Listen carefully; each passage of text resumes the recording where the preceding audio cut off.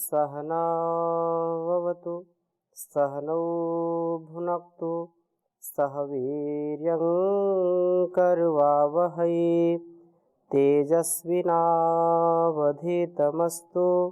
मा विद्विषावहै।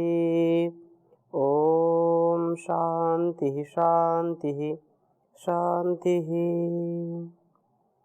वैदिक जीवन पद्धति जो हमारे लिए बहुत ही स्वाध्याय का अवसर मिलता है और इस जीवन पद्धति में संपूर्ण जीवन के दिव्यता भव्यता के लिए निरंतरता के साथ वेदों के मंत्रों का स्वाध्याय हम कर रहे हैं और जिसमें हम ऋग्वेद के 5वें मंडल के 15वें सूक्त का स्वाध्याय कर रहे थे।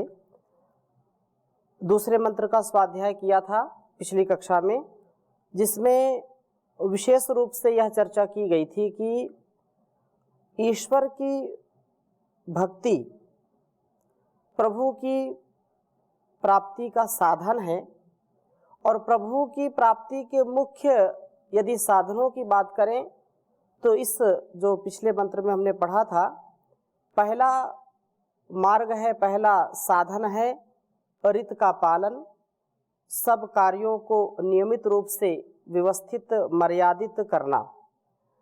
दूसरा उपाय बताया था यज्ञात्मक कर्मों में लगे रहना, आत्म कल्याण से राष्ट्र कल्याण की भावना, विश्व कल्याण की भावना से ओतप्रोत होकर के शक्ति को स्थिर रखना।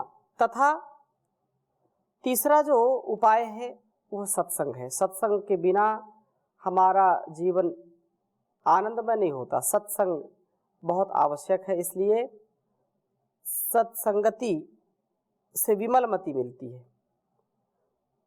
सत्संगति और विमल मति से पत्थर मन कुंदन बन जाए, नीरस सा टुकड़ा शीशे का हाथों का कंगन बन जाए।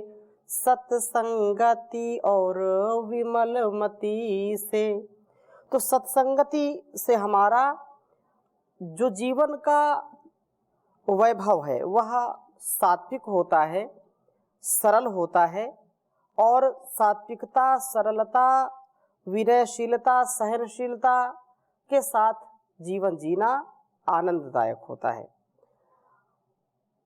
अगले मंत्र में कहा पाप से पृथक, हम संपूर्ण पापों से अलग हों।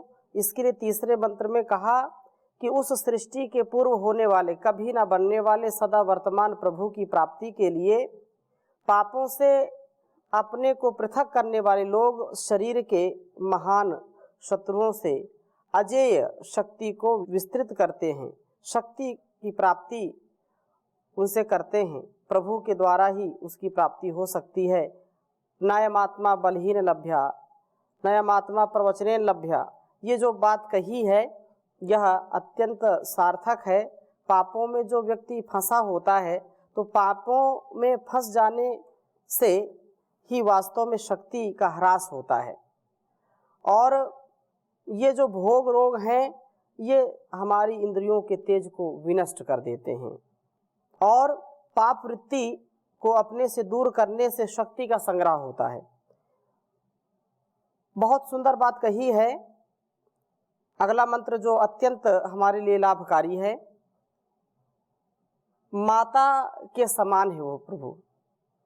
माता निर्माता भवती मातृदेवो भव कहा है, तो मातृदेवो भव की जो उद्घोषणा है, तो एक तो जिससे हम जन्म लेते हैं ऐसी माँ जो 9 माह गर्भ में रखती है, दूसरी धरती माँ है, गौ माता है।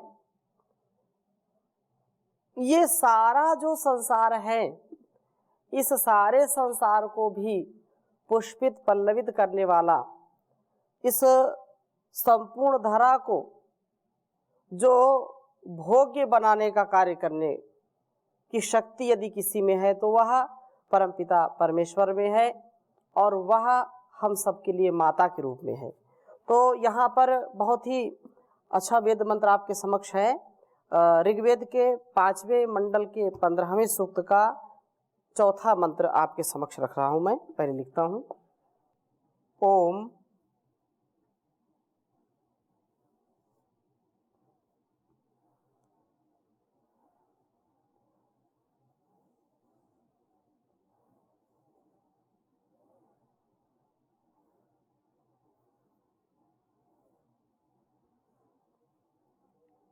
मातेव यद भरसे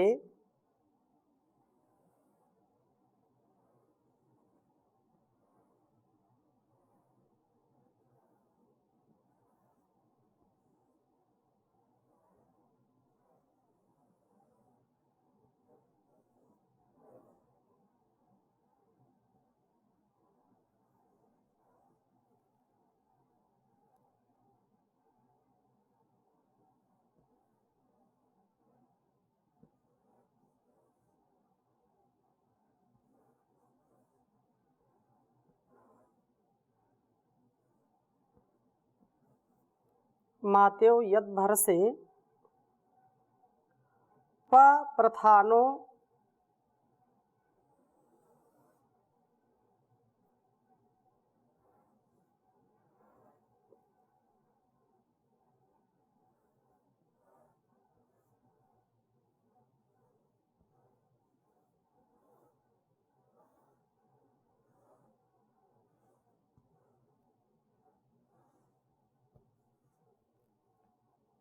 प्रथानो जन्म जन्म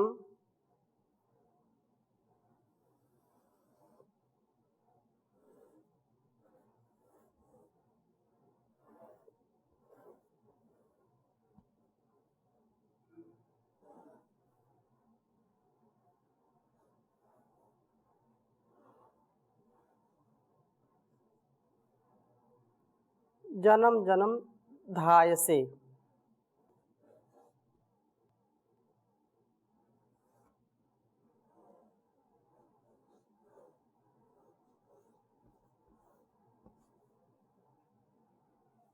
चक्षसे च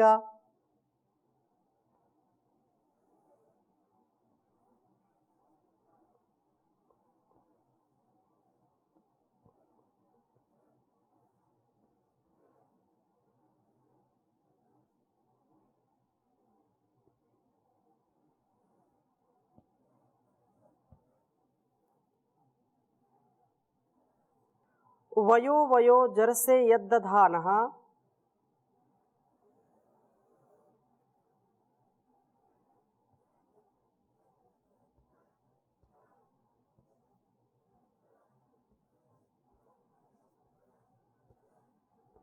वयो वयो जरसे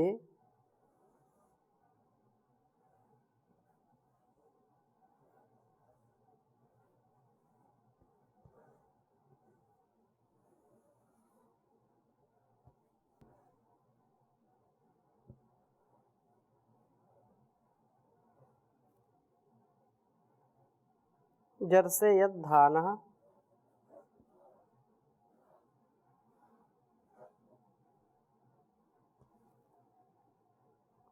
परित्मना।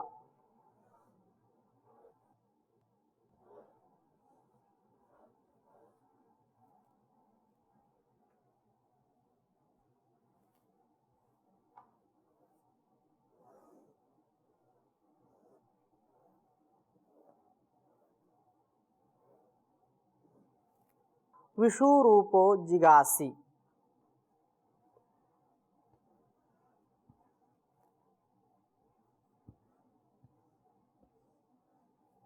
विषुरूपो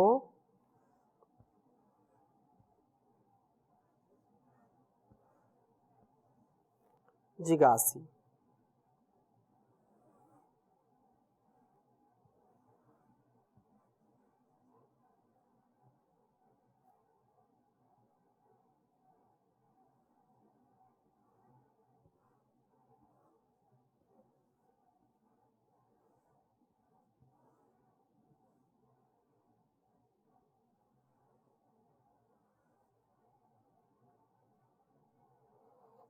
ऋग्वेद के 5वें मंडल के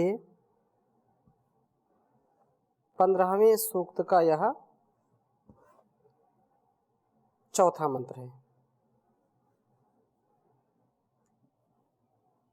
ओम मातेव यद्भरसे पप्रथानो जन्म जन्म धायसे चक्षसे च वयो वयो जरसे यद्दधानः परित्मना विषुरूपो जिगासि। ओम मातेव यद्भरसे पप्रथानो जन्म जन्म धायसे चक्षसे च वयो वयो जरसे यद्दधाना परित्मना विषुरूपो जिगासि। मातेव यद्भरसे पप्रथानो जन्म जन्म धायसे चक्षसे च वयो वयो जरसे यद्दधानः परित्मना विषुरूपो जिगासि।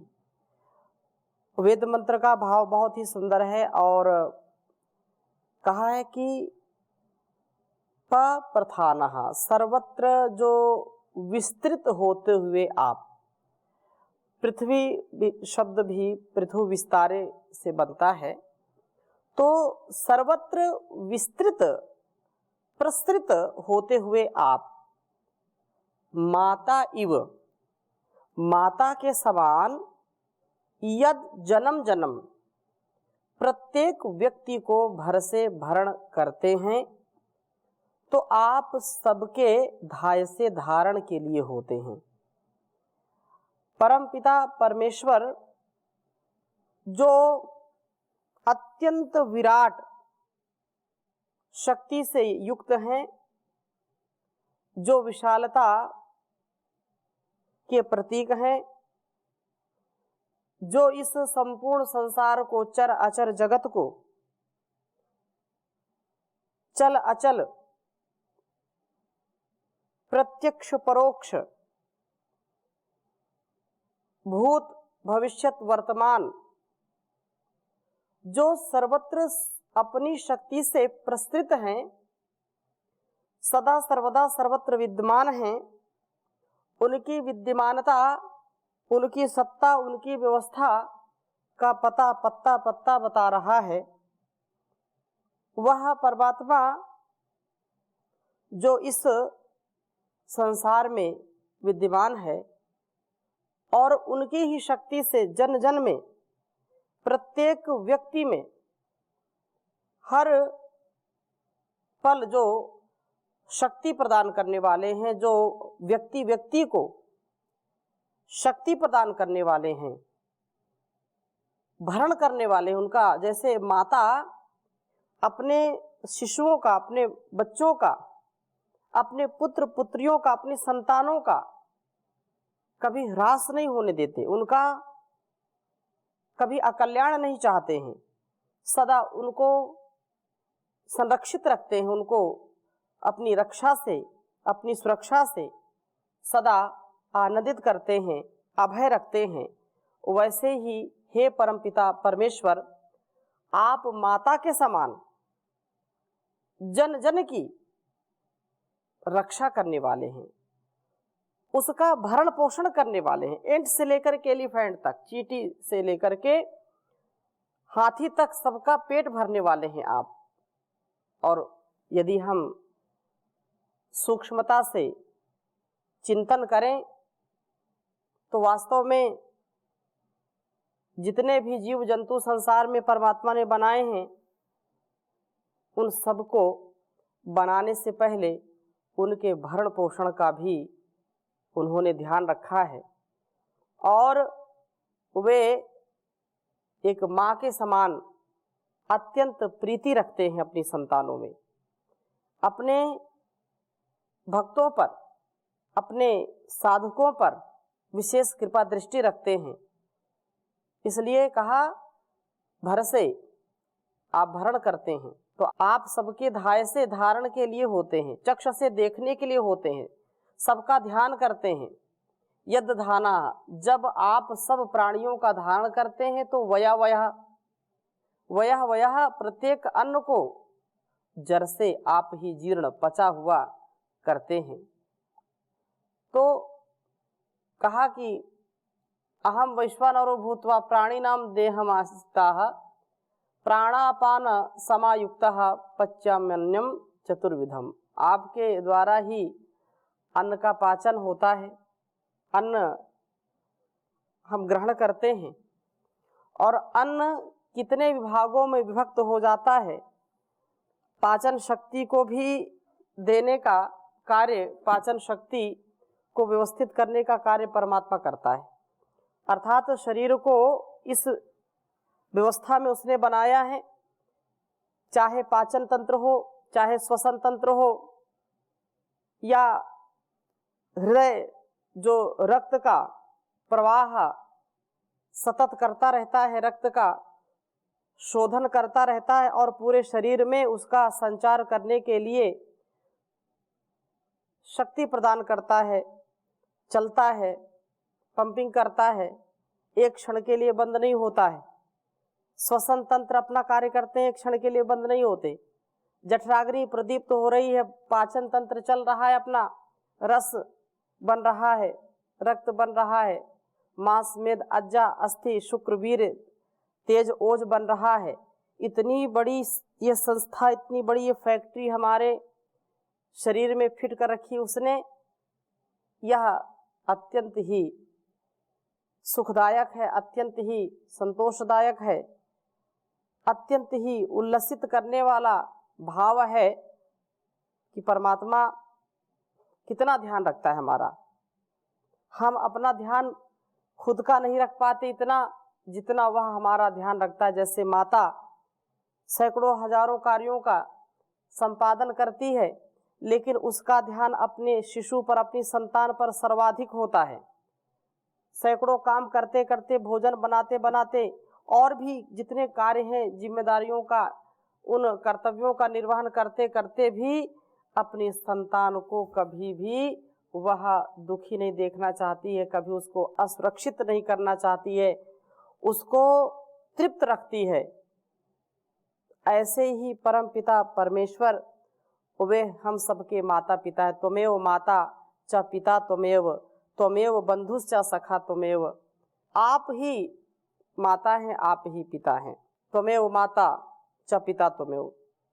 और कहा कि मातृदेवो भव, माता भी देवता के रूप में है, स्थूल रूप में जिस माँ से हमने जन्म लिया वह भी ईश्वर का स्वरूप है, उसका प्रतिरूप है वो, क्योंकि अपने खून से अभिसिंचित करती है, अपने अस्तित्व से हमको जन्म देती है। इसलिए कहा सनो बंधुर जनिता सविधाता, वो बंधु है, वो जनिता है, वह हमारे लिए सर्वोपरि है। तुम ही ना पिता माता, तुम ही माता पिता हो, तुम ही इस संसार के कर्ता धर्ता हरता हो। हे प्रभु, पाचन की व्यवस्था आप करते हैं और हमारे जीवनों का धारण होता है आपके द्वारा। हे प्रभु, आप ही विश्व रूपः, विविध रूपों वाले होते हुए मना स्वयं परिजिगासी, चारों ओर प्राप्त होते हैं। सर्वत्र आपकी ही विभूति दृष्टिगोचर होती है प्रभु। सूर्य में आपकी प्रभा है, अग्नि में आपका तेज है, जल में रस के रूप में, पृथ्वी में गंध के रूप में, बलवानों में बल के रूप में, भक्तों में भक्ति के रूप में, शक्तिमान में शक्ति के रूप में आप ही विद्यमान हो रहे हैं। विद्वानों में विद्या रूप में, ज्ञान रूप में, संपूर्ण जीवन आपके ही कारण है। यदि आप ना हो तो यह जीवन भी नहीं चल सकता है। इसलिए आप माता के समान, जैसे माँ हर प्रकार से बच्चे को पुष्ट करती है, आप भी हमको पुष्ट करते हैं। इसलिए वेद मंत्र में कहा तो मातेव, माता के समान, मातेव माता के सदृश आप हैं। क्योंकि यदि संसार में हम सांसारिक जो गतिविधियां हैं, जो व्यवस्थाएं हैं, जो संबंध हैं, उन सभी संबंधों में यदि माँ की तुलना की जाए, माँ की समता की जाए, तो उस माँ की ममता की समता इस संसार से नहीं की जा सकती है। इतना वह अपने संतान को चाहने वाली है, उसका कल्याण करने वाली है, हित करने वाली है। वैसे ही परम पिता परमेश्वर भी हम सबका हित करते हैं, कभी वो अहित नहीं करते हैं। इसलिए हम प्रभु की आज्ञा का पालन करें, उसकी आज्ञा में चलें, तब जाकर के हमारा कल्याण होगा। यही इस वेद मंत्र में बताया है। जैसे छोटे शिशु को आप देखें, छोटा बच्चा है और वह भयभीत है, डरा हुआ है, रो रहा है। क्यों? क्योंकि उसकी माँ उसके पास नहीं है। और जब उसको अपनी माँ दृष्टिगोचर होती है, नजर आती है, कितना भी विकराल, कितना भी उसके लिए भयंकर संकट हो, माँ की गोद में पहुँचते ही वह शांत हो जाता है, वह प्रसन्न हो जाता है, पूर्ण आश्वस्त हो जाता है, उसको कोई चिंता नहीं होती। क्यों? क्योंकि अब वह माँ की गोद में है। संसार का कितना बड़ा काल भी आ जाए तो उसको यह जान है कि जब तक मेरी माँ है तब तक मेरा कुछ भी बाल बांका कोई कर नहीं सकता, मुझको कोई हानि नहीं पहुंचा सकता है। ऐसे ही परमपिता परमेश्वर के प्रति हमारा विश्वास होना चाहिए। हम उसके प्रति कृतज्ञ रहें, उसकी जो है स्तुति प्रार्थना उपासना पूर्वक भक्ति करें, और यह भक्ति वास्तव में हमको शक्ति देती है, हमको संरक्षित करती है। इसलिए ये बात कही है कि भगवान ही सबसे बड़ा है। भगवान जैसा कोई नहीं, भगवान जैसा कोई नहीं, वो तो जहान में सबसे बड़ा है, वो तो जहान में सबसे बड़ा है। भगवान जैसा कोई नहीं, भगवान जैसा कोई नहीं। इस जग का करतार वही, आधार वही, दातार वही है। मात पिता और बंधु सखा जग में सबका भरतार वही है। निर्बलों अनाथों का भी वही आसरा है। भगवान जैसा कोई नहीं, भगवान जैसा कोई नहीं। जब सब रिश्तेदार तोड़कर प्यार अगर मुंह मोड़ चुके हों, इस पर संकट काल या बिगड़े हाल समझकर छोड़ चुके हों, कड़े वक्त में भी साथी परमात्मा है। भगवान जैसा कोई नहीं, भगवान जैसा कोई नहीं। इधर उधर जो बचा के नजर दुनिया में अगर कोई पाप करेगा, देख रहा कण कण में बसा वह उसकी नजर से बच न सकेगा। जिसे वह न जाने ऐसा दुनिया में क्या है, जिसे वह न जाने ऐसा दुनिया में क्या है। भगवान जैसा कोई नहीं, भगवान जैसा कोई नहीं। छल से रहित व्यवहार सच्चा प्यार तुझे मंजूर नहीं है। बहुत निकट भगवान अरे इंसान, प्रभु कुछ दूर नहीं है। पथिक जो बुलाए वह भी उसे ढूंढता है, पथिक जो बुलाए भगवान उसे ढूंढता है। भगवान जैसा कोई नहीं, भगवान जैसा कोई नहीं। ओम शांति शांति शांति।